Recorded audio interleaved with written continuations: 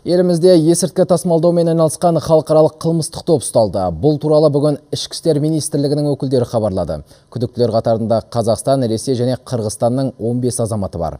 Қылмыстары дәлелденсе, олардың алды 25 жылға дейін бас бостандықтарынан айырылуы мүмкін. Қылмыстық топ ішкі істер органдарының көзіне осыдан жарты жыл бұрын түскен. Содан бері полиция қызметкерлері ауқымды жұмыс атқарып, ақыры күдікті топты қолға түсірді. Жедел талдау көрсеткендей, топ мүшелері жоғарғы деңгейде жасырынудың жолдарын тапқан. Әрбір мүшесінің нақты рөлдері болған. Ол құпия ақпараттардың сыртқа шықпауына кепілдік берген.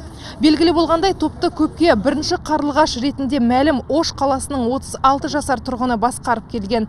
Ішкі істер министрлігі таратқан ақпарат бойынша қылмыскер Қырғызстанда есірткі таратумен айналысатын атақты баронның күйеу баласы болып шықты. Осы топ, халықаралық топта 15 адам ұсталды. Оның ішінде Қазақстан Республикасының азаматтары бар, Қырғызстан және Ресей мемлекеттерінің азаматтары бар. Біріншіден алып келу, Тәжікстаннан алып келу, Қырғызстанға жеткізу, Қырғызстаннан Қазақстан мемлекетіне жеткізу. Олар мәшінемен алып барады, болмаса темір жолмен алып барады. Оларға жол жүргізушілер, проводниктер көмектесті, ұйымдастырушы 25 жылға дейін қылмыстық жауапкершілікке тартылуы мүмкін.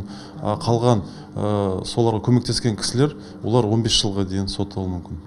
Олар есірткіні Қазақстанның өзге көрші елдерге тасымалдағаны анықталды. Құзырлы орган қылмыстық топты құрықтағанда олардан 100 миллион теңге көлемінде 3 келі героин тәркіленді.